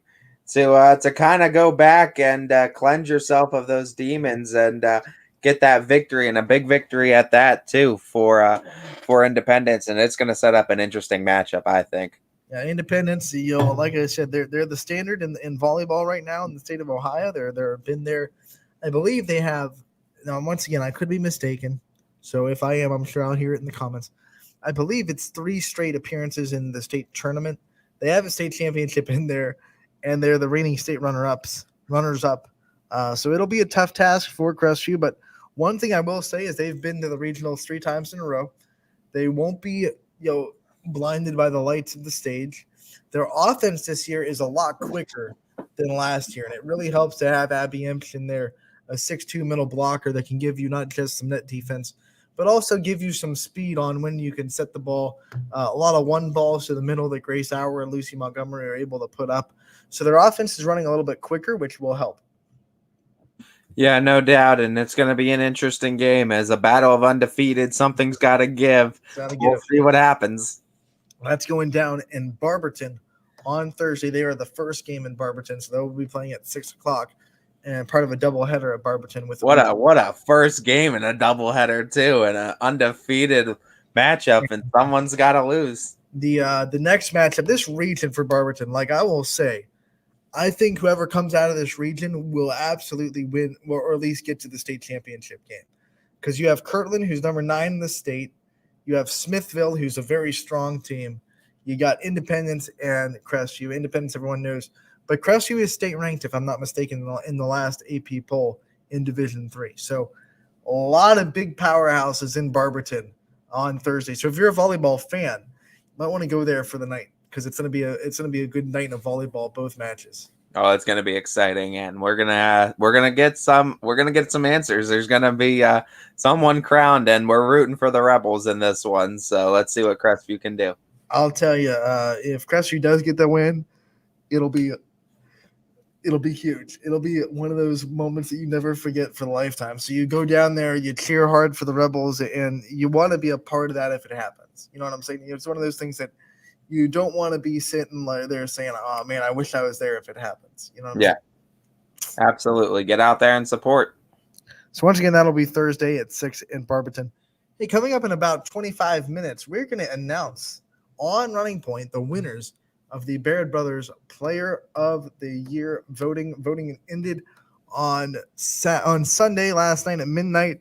We can give you your final totals as far as the volleyball total and the football total. We'll pull it up right now. Did YS Nation ever show up? My word. I want to give you the final numbers officially for the totals. Volleyball total, 518,273 votes total. Over 500,000. And then football had 288,627 total votes cast into the voting poll for the Baird Brothers Player of the Game. That is so close to 1 million. 806,900 on the dot was the final vote tally. If we cheated a little bit and made this a 2-week vote, we would just shatter. Oh my God. If you gave them, I think, one extra day, if they might have gotten it. I mean, they did show up. 806,900 votes. That moves us right into something that I want to announce, and it's been on our social media since last night, and it's just one of those moments that makes you proud to be a part of YSN, but also makes you proud that we have the supporters that we do, because in October, we had over 1 million page views on YSN, and that by far shatters a YSN record. You know, and we couldn't thank all the supporters at YSN, all the people that are fans of ours, all the people that tune into all of our games and tune into all of our shows. Every click counts. So when you're watching Running Point, that counts, and we can't thank you enough. This is just the beginning. Like we're not satisfied. We celebrated it for a little bit, but then we're back on the horse saying, how can we do something better for November? So we're rocking. We thank you all for the wonderful support and the great accomplishment that you're all a part of. Everyone that is watching, everyone that is supporting YSN is as much a part of it as the people that worked hard to get it are. So thank you all. And once again, what a month of October. We're going to come back, regroup, and do it even better in November. I was going to say, but Anthony, if I love the voting process so much, what are we going to do for basketball season? We're going to vote. Yeah. We're going to have Baird Brothers for basketball, don't you? Exactly. We're not going away at all. We got boys and girls basketball that's going to be on the docket. And you know what? There's going to be a lot of new name players of the week, I think, that are going to be on there that we haven't seen before. And I think that's going to make for a very exciting year. And some players that are just going to be rocking the boat a little bit with the same name, doing just what they did on the football field just as much as they did on the basketball field. So yep, absolutely. And it's going to make for a very, very interesting season. I'm excited for it. Yes, very thrilled to be a part of what we're doing. And once again, we're not stopping. We got a great month of November planned. Yeah, no doubt. And I think you guys can definitely shatter those votes, especially in basketball season, as we're looking forward to it. I know you guys showed up big for both volleyball and football season. I think basketball season can do it for sure. I think so too. And, one of the things that I'm super excited about is we're talking to all these coaches during basketball season. We talked about with football, but when we move into basketball, and we keep saying the amount of just high respected and quality coaches we have in this area, top by none. I mean, we've talked to a handful of them already that have been there doing it for 15 plus years, that have just been successful time in and time again because their standard is high and they've had a bar of excellence that is almost top by none.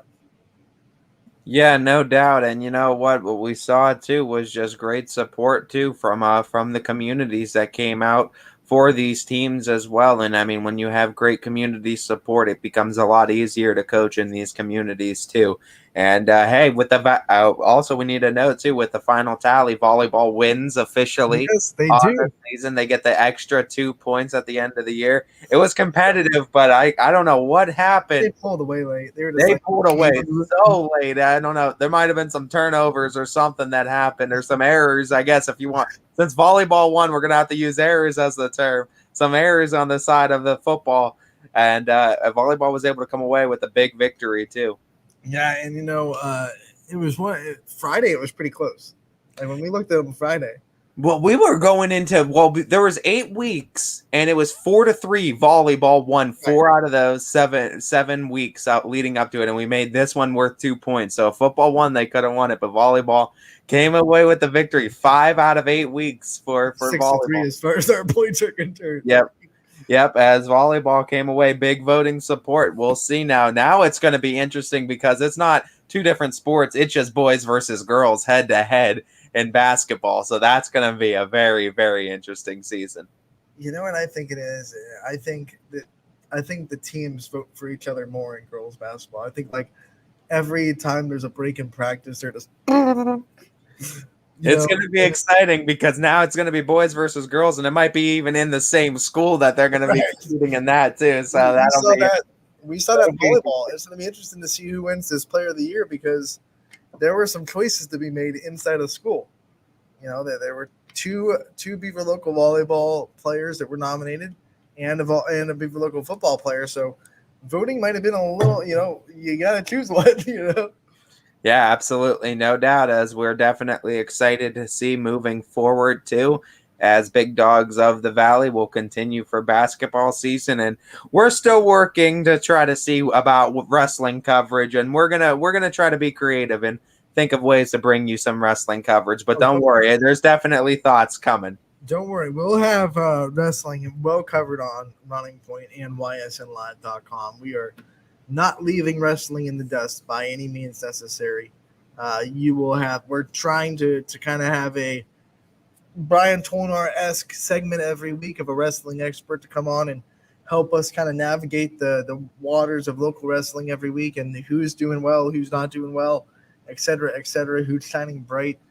And we're gonna be diving into wrestling a lot in not just the month of November, but the winter sports periods. Yep, we're probably going to be looking, just like you said, to try to do kind of a segment, a weekly segment for it too, dedicated to it. And we have some ideas lined in for it, and we're excited to present them to you coming up in November. Just one of many things that you should be excited about for the month of November here at YSN as we kind of transition a little. It's a soft transition, but it is a transition between fall sports and winter because we still, of course, have playoffs, and we're still going hard with our football playoffs and volleyball playoffs and soccer playoffs.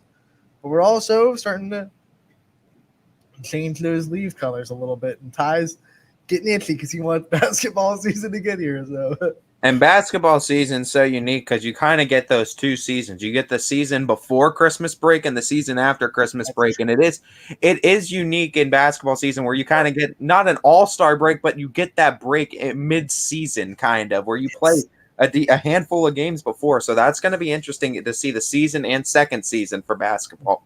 It's comparable to the first 3 weeks of football because those first couple weeks of basketball, it's mostly non-conference opponents. You might have some conference games thrown in there early, But a lot of your non-conference schedule comes in those kind of months before January hits, and then it's heavy into the league schedule. So, you'll learn a lot about a team, but you also have a lot in front of you when Christmas kind of turns over the page into the new year, because most teams have a lot of league games left to play after that new year calendar kind of switches over to January 1st. And there's big names, too, that we'll see in that second season of the basketball year, where we saw last year, too, guys and girls that we didn't necessarily talk about too much during the season, but during that second half, right after Christmas break, something clicks, and having maybe that little bit of rest period in between, something clicks, and we see them have a very good second half of the season. And names like we saw Zeta Creaky was able to break some records at Fitch. We saw Kyle Shockley for myself over at Waterloo had a great whole year, but I think his second half of the year was even better than his first. And it was impressive too, seeing that second half of the year for basketball players. JFK really came on strong in the second half and had that tournament done. Struthers was obviously dominant all year. But, I mean, there was those teams that were very, very good second half teams, too. And that's what you look for. And like I said, basketball is unique because you do have technically 2 seasons, it feels like. You know what else I can't wait for is those Christmas tournaments. I'm excited for those, and I'm glad that they're doing those this year. And it's going to be a very, very interesting experience, I think. And a few schools doing it, and I believe I'll be at one of the ones that Fitch is going to be hosting. We got some good ones, Ty. We got some great games that are going to be all-day basketball, which basketball junkies love. And you kind of miss – biggest thing you miss in the tournament is being able to go to one place and watch 4 tournament games in a night like you used to be able to. But now, districts are separated a little bit, and that just doesn't happen anymore. But it used to be like the entire sectional was held in one spot, and you could go to a Middle Ridge one night and see 4 basketball games and just get your fill, and then leave, and then come back the next day for the districts. And you know what? Basketball is exciting because pretty much from what I've experienced, every conference seems to be wide open. NE8, the MVACs, I think, are both tiers of the MVAC, I think, are wide open. Both divisions, both the Scarlet and Gray, I think, can be wide open this year, especially with the one with I believe Scarlet's the one, Western Reserve, Jackson Milton. Yep, Scarlet tier. I believe that Scarlet tier is the one that I think is going to be very interesting as well. The AAC too. I think Howland, Canfield, Fitch, Boardman, all losing some stuff, and seniors too. Big players and seniors too. Harding's going to be interesting, of course, as well. But we cover the other 4 schools. I think that AAC is going to be interesting. A lot of interesting basketball. EOAC too. I think there's a potential for a lot of those younger teams to be competitive. Like we know Wellsville, Valley Christian's going to be there. United's going to be a big name team. Southern's in there. We know East Palestine. This is going to be a very interesting too, in both the boys and girls side, I think.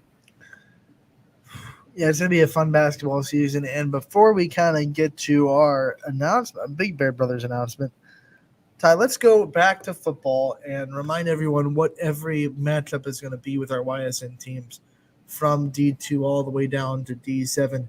Who these teams will be matched up with here in the next round of the playoffs.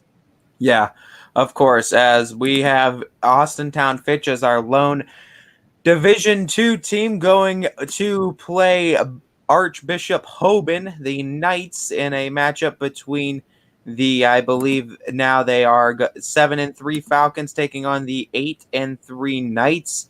This is going to be an interesting matchup, Anthony, and we know Hoban is going to be one of those teams up there that are going to be difficult, but I've said before, this is a Division II that's wide open. We've seen Boardman compete with Benedictine. Benedictine was at the top. We saw Fitch beat teams such as Kent McKinley, which was ranked 3 in Division I. So this is teams, I think, all around that are going to be competitive games, and I think that's the case here as well. So Division II looks to be exciting. As Division III, there's 2 schools that are standing, but there's only going to be one after Division III is over, as it's Canfield versus Hubbard. And this is going to be an all YSN matchup. We know YSN teams making it to the next round, but a battle between 2 10-1 teams. And we know someone's going to have that second loss on their record. And unfortunately, their season's going to come to an end. And both these defenses are going to be big, they're going to be physical, and they're going to be fun to watch. But I think the offense is going to be the key, and what Brock Lowry can do and what he brings and what TC Caffey brings on the other side. This is a very fun battle, too, in Division 3, and it's our lone, I believe, Division 3 battle on the YSN coverage. As we go to Division 4, our Division 4 teams that advanced, first and foremost, is West Branch, and it's going to be at a YSN versus YSN battle, as West Branch taking on Poland Seminary, as it's going to be a battle of the West Branch Warriors versus the Poland Bulldogs. It's going to be interesting to see if that Warriors offense gets tested by the physicality of the front seven of Poland's defense. Look for that interesting all YSN matchup in Division 4. Moving over to Ursuline for another all YSN matchup, you have Ursuline versus Salem. And this is going to be interesting to see. Jackson Johnson versus Brady Shannon. You got DeMarcus McElroy. You got Blaze X-Line. So many pieces on both sides that are playmakers. This is going to be a big offensive game between the 7-3 Irish and the 8-3 Quakers, and this is going to be another one of those all YSN Division 4 matchups that is going to be very, very fun. This one more, I think, on the offensive side. You're going to see a lot of explosions there, but we are guaranteed 2 YSN schools to make it to the next round. And our final Division 4 YSN school that we have to talk about is Girard, as the Indians going to be taking on the Perry Pirates. 7-4 Indians taking on the 9-2 Perry Pirates. This is going to be interesting to see if Girard can continue this long stretch of games, as they've played basically 3 straight weeks of high intensity football to try to make themselves a playoff team. They got to the playoffs, and now they've advanced to the next round with an upset, a 12-5 upset. You know, I know this is going to sound like a knock towards you, but it's legit. A lot of people have fallen into this trap. Perry Pirates in Perry, Ohio, not the Perry Panthers from Massillon, Ohio. Perry Panthers, obviously a division. I believe they're Division 1. They're a huge school. Perry down in Division 4, still pretty big, but easy to get those two mixed up because they're both Perry. And you see Perry and you think, oh, we're going to the big gym over in Massillon. No. Perry, Ohio, Massillon, Ohio, 2 different Perrys. Panthers, Pirates. And that's why I wanted to mention it was the Pirates and not the Panthers. And that was the Pirates that I was talking about with Perry too. And I believe I did mention that they were the Pirates, but thank you too for I just wanted to make, because some people don't know mascots. Yeah, sure exactly. There's 2 Massillon teams. There's a Jackson, there's a Perry, there's a Washington too. I mean, there's a lot of Massillon teams down there too. But yeah, that is the Perry, Ohio Pirates that Girard's going to be playing, and that sets up a very interesting matchup in D4. And then in D5, South Range going to be playing Crestwood, a matchup between 11-0 South Range and 7-3 Crestwood. That's going to be very interesting to see if Crestwood can stop or slow down this bulldozer of offense that South Range has been putting on teams going throughout this entire tournament. And then we got a battle of an 11-0 versus a 10-1 team as Garfield playing Bel Air at home. And this is going to be interesting to see if Bel Air can play the same style of defense and get ahead on Garfield, such as the way they did against Crestview. Yeah, and that's what I mean. Sandy Valley did get ahead, and they had a 13-7 lead at halftime. So I think Bel Air is going to try to watch that first half film and try to kind of poke the holes into what Sandy Valley did to stop Garfield. But looking at our friends over at Storm Tracker 21, and I know the forecast this far out isn't always the best because you never just know what's going to happen 7 days from now. You do your best guess.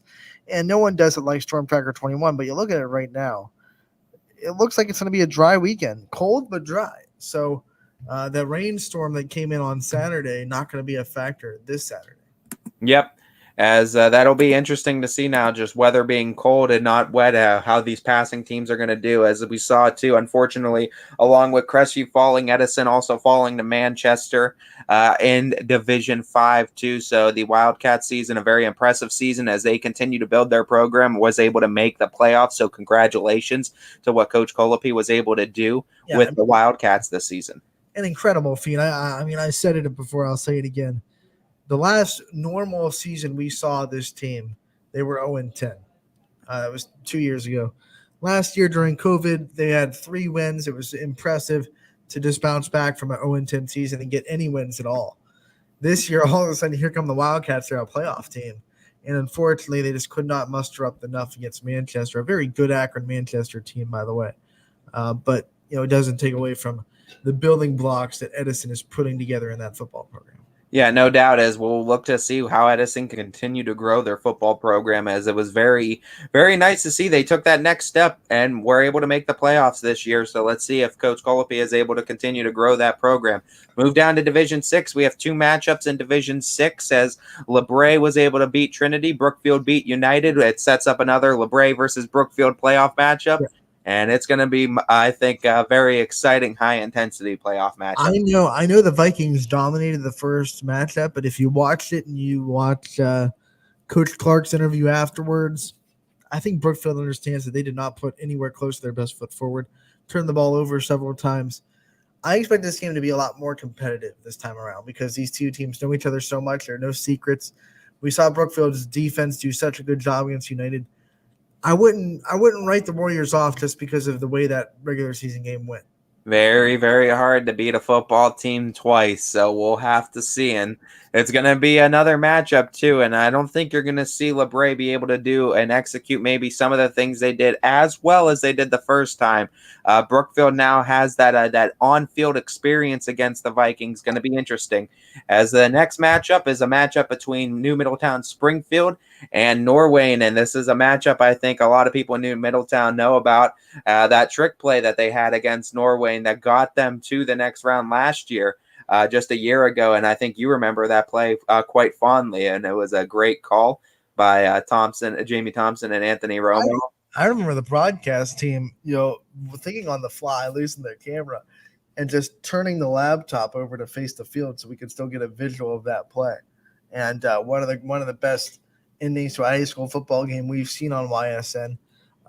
This is going to be fun for Springfield because a lot of the knocks, and they've been knocks every year because they're playing in the same conference. Oh, you haven't been tested yet, or you haven't been tested in a while. What can you do now that you're playing a team on your level? And Cressy's answered the bell every year, so I have no reason to think that they're going to shy away from teams that are closer to their level of play now that we get deeper in the playoffs. But this will be kind of their first quote-unquote real test as we get to Norway, who we saw them push the Tigers to the brink last year. Yeah, no doubt, and it's going to be interesting to see as Springfield now going to be tested, and we'll see if the Tigers can continue to push on in Division 6. I believe we've seen Norway, and I believe they played Hubbard back in week 1, I want to say. I believe so. So we've seen him. Obviously, that game didn't go the way Norway wanted, but props to Norway for playing a D3 team in week 1 of the season. Yep, as those are the three teams, as we know, one going to move on in Brookfield and LeBray, so we're guaranteed one team in Division 6 moving on, and Springfield going to be our other one. So far, we have one representative in D2, 2 in D3, but we know one's moving on, one unfortunately cannot. I believe 5 in D4, but 2 of which we know are moving on, 2 are not, and then there's Girard. And then in D5, we have South Range and Garfield, so 2 of them, I believe, right now in D5 that are left, both playing their own independent games, so both have a potential of moving on. And then in D6, we have the 3 teams. We know one's moving on, and then Springfield, as LeBray and Brookfield will also be matching up. As we said, one moves on. One lone standing team in D7, and it's Warren JFK as the state runner-ups last year, coming back into it. As we said, a big win against Monroeville, but they play Cuyahoga Heights now this week, and that's going to be an interesting matchup between 7-2 JFK and 6-3 Cuyahoga Heights. Correct me if my math is wrong, but I believe that's 9 playoff games total. Yeah, and this is 3 versus 6 too.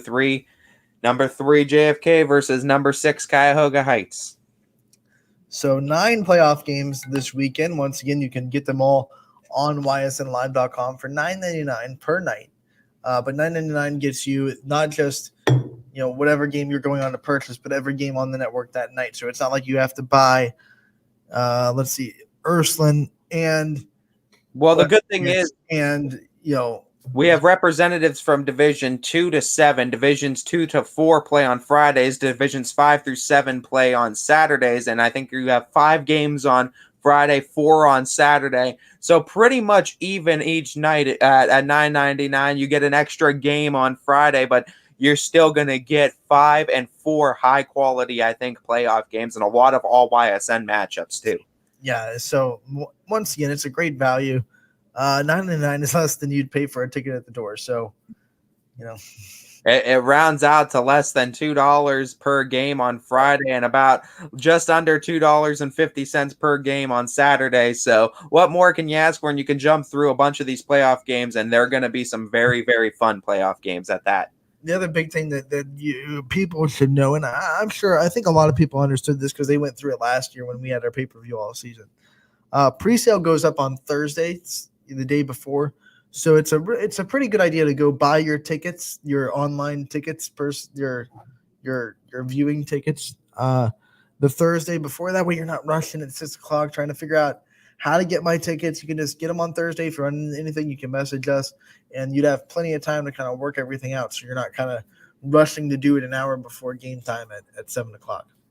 Yeah, no doubt. And it's a great feature to take a hold of, too, is buy those online tickets early, too, and get yourself set up for some Friday or Saturday football matchups. We're going to be talking about these matchups all week, along with the matchups with volleyball and soccer. We have a lot of playoffs going on, volleyball in the regionals and football in the regional quarterfinals. But now, Ty, without further ado, we have reached the 145 point. So it is time to announce the Baird Brothers Big Dog of the Valleys Player of the Year. Do you want to start with football or volleyball? I'll let you decide. Yep, let's go with football first, as we'll save the winners for the grand finale. All right, with football, Ty, with a total of 200 and not like this person get the total, but the total for football over 200. It was 288,627 votes among 6 contestants in this. 288,627 votes that were cast among 6 contestants. So this is the winner of whoever got the most votes out of all the 7 contestants for this week, because 7. Excuse me, 7 winners. So your Baird Brothers Big Dog of the Valley winner for football, Beaver Locals Austin Klein gets it. The Beavers come in and get the votes needed to get you his Player of the Year. We talked to Austin Klein earlier in the season. What an incredible young man. Going into his sophomore year as a quarterback, he has plenty in front of him.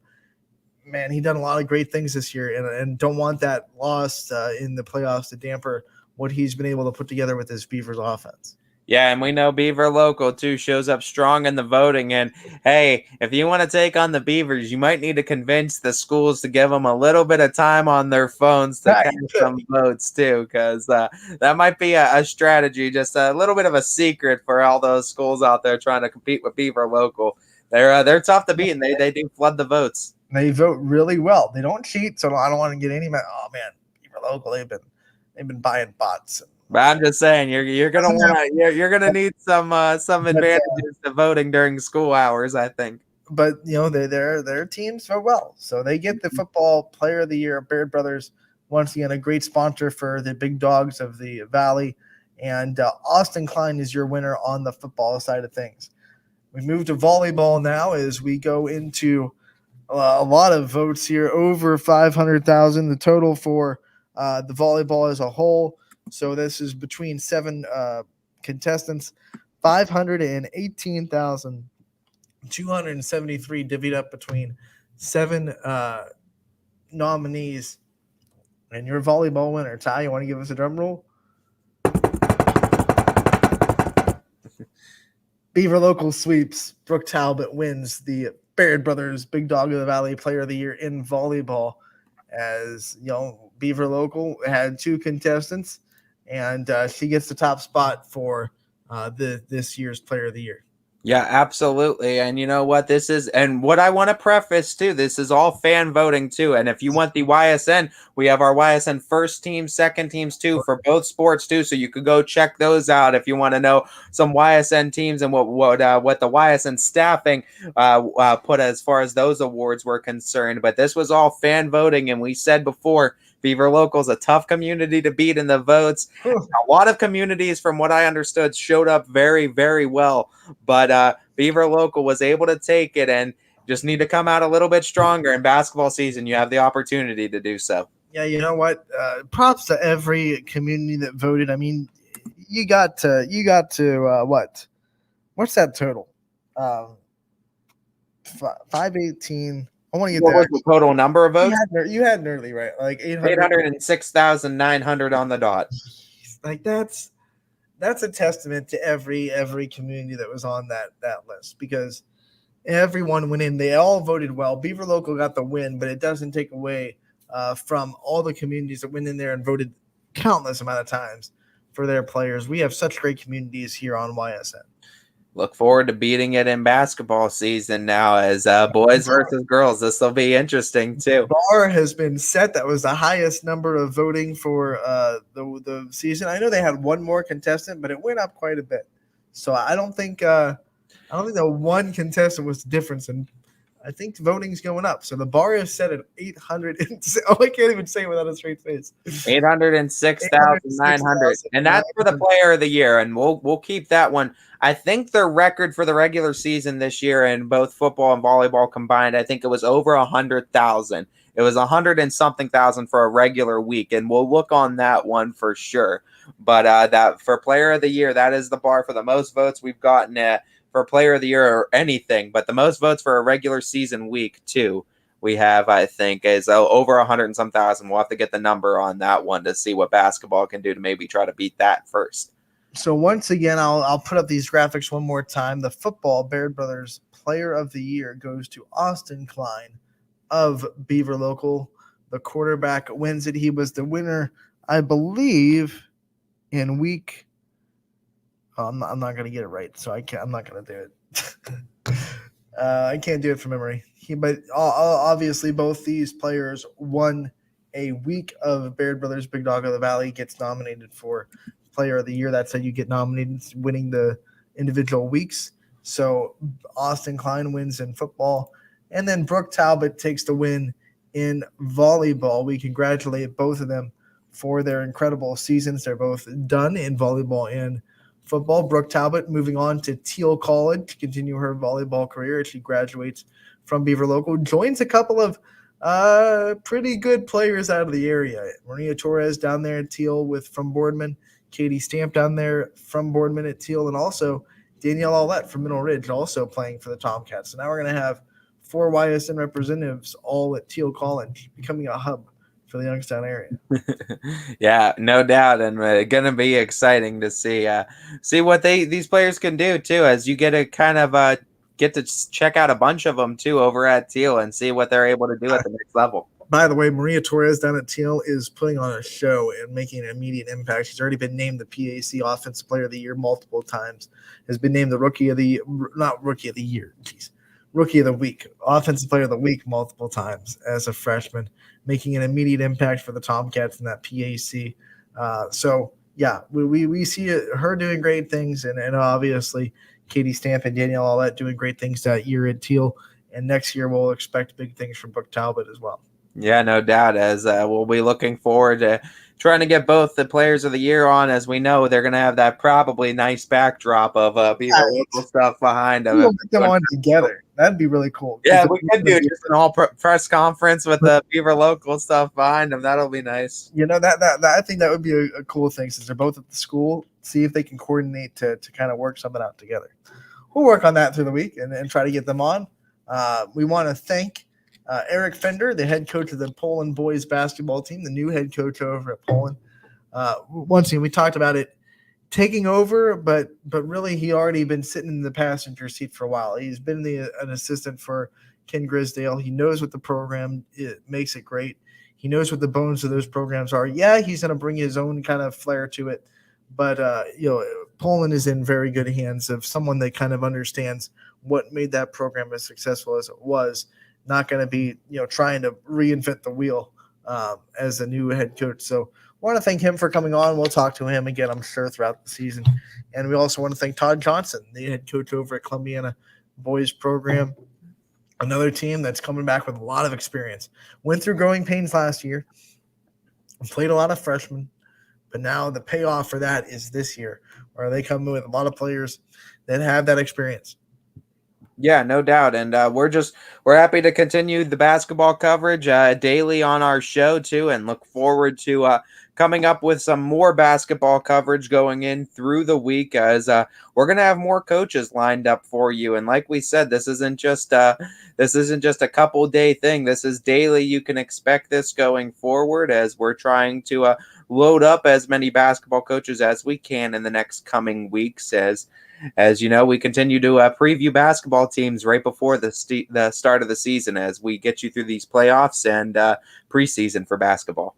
Perfect segue, because tomorrow, Ryan Snyder, the Lisbon girls basketball coach, will join us at the top of the show at 12 o'clock. Then we'll be joined by Jimmy Francischelli. He will be coming on at 12:30, the head coach over in the McDonald boys program. And then Josh Scott, the Heartland boys basketball coach, will be on at 1 o'clock tomorrow. So that is your Tuesday slate of coaches on Running Point tomorrow from 12 to 2. Yep, no doubt. And we're excited to be talking with more of our coaches as the week moves on.